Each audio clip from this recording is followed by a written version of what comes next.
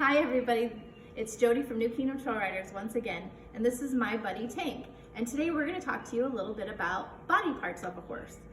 There's a lot of different body parts of horses, just like there's a lot of different body parts to people, but I'm just going to talk about a few of them. We're going to start from his head and we're going to go all the way to the back. So if you look at Tank's head, he has his muzzle and his mouth down here. He's got his teeth in there. He's got his big old teeth, his tongue. The teeth are pretty cool, aren't they, guys? They have their eyes, obviously, their jaw, and then this is called their forelock. This front part of their mane is called their forelock. The rest of this hair down here, that's all their mane, but this chunk right here is their forelock. Obviously, these are their ears, and I like to talk to you guys about their ears because their ears are very important. Their ears are one of the ways in which they communicate with us. So, Tank, if you look at his ears right now, they're kind of moving around. That's because he's trying to hear what's being said. He's trying to figure out where the noises are coming from. So a horse's ears will spin around depending on where the noise is coming from. Sometimes you'll see a horse with one ear back and one ear forward. That's because they're trying to hear what's behind them. You can also kind of tell a horse's mood by their ears too. If they're forward and relaxed like this, then he's relaxed. If they're up and pointed and spinning, then he's a little bit concerned and trying to figure out what noise he's hearing and where it's coming from. If a horse has their ears pinned back like this, it means they're angry. So when you are the rider and you're on your horse, you can pay attention to their ears to kind of know what they're thinking. You're grooming your horse, the same thing. Your horse's ears will tell you what they're thinking or how they're feeling. So will their eyes. Just like with people, if a horse is scared, their eyes will get really big. If a horse is calm and relaxed, if you want to turn around and see what Frankie's doing, so are his eyes. So the horse's eyes will tell you a lot too. Up here between Tank's ears is his poll. The poll is right there, you know, where his brain is. On a person, it's the atlas. You can also call it an atlas of a horse too. If you feel behind the back of your head, if you feel that bump back there, that's the same thing as up here on Tank and all of my other horses. That's their poll and it's our axis. So from the poll down, we have his mane, but his mane is sitting on his crest, which is his neck. All of this is his crest.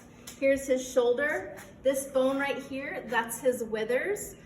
This helps us to, for one thing, to know where to put their saddle, but also a horse really likes to have their withers scratched.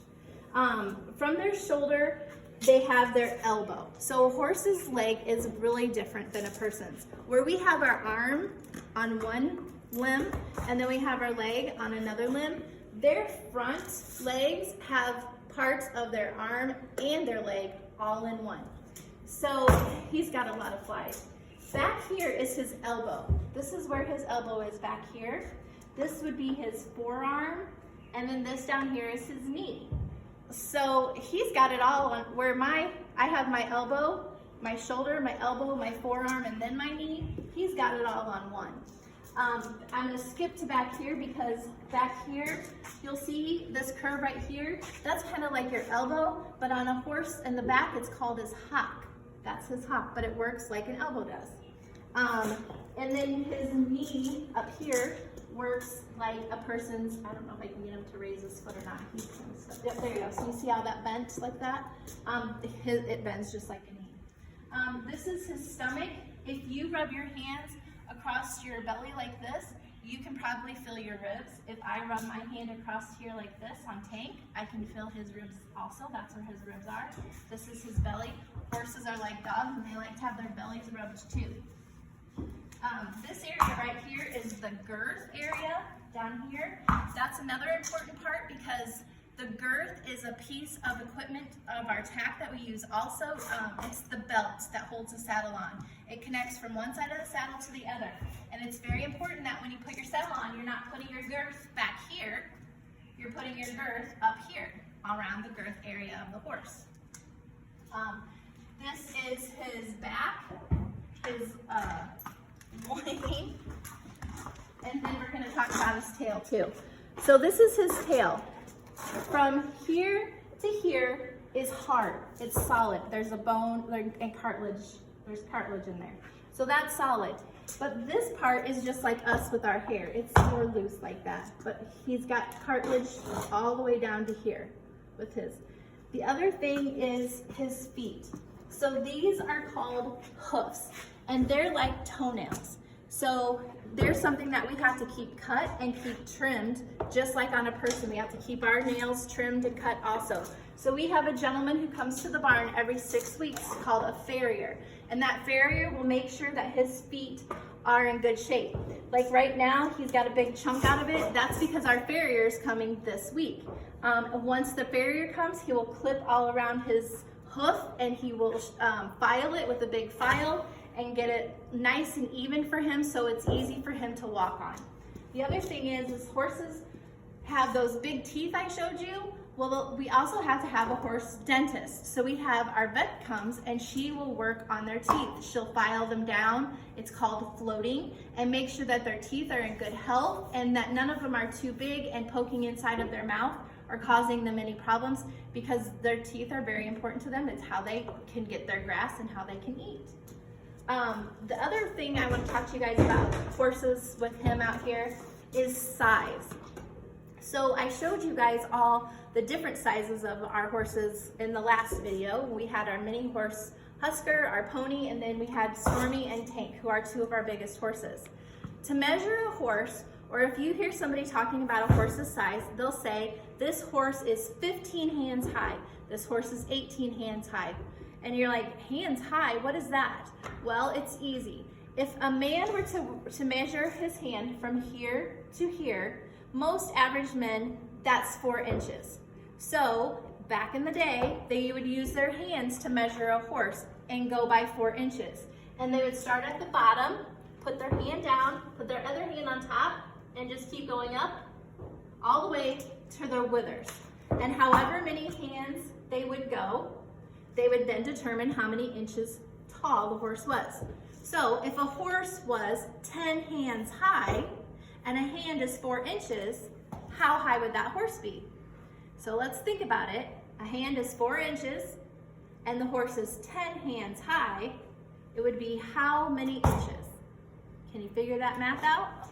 It's 40 inches. 4 times 10 is 40. So that horse would be 40 inches tall. So that's a really cool and fun way to measure a horse. And I would say, you know, if you're bored or have nothing better to do, I'm sure you have pets at your house, a dog, a cat, maybe a guinea pig. Or what about a sibling, a brother or sister, or a mom or a dad or a grandma or grandpa, or the TV or the refrigerator? Measure your hand from here to here and see how many inches it is, and then measure how many hands tall some of the things in your house are, or some of the people in your house are. It would be kind of fun and very interesting to see, I would think. But I'm going to tell you guys a secret. We don't measure our horses like that because we don't have to. I have a handy dandy measuring stick. This stick here is what we use to measure horses.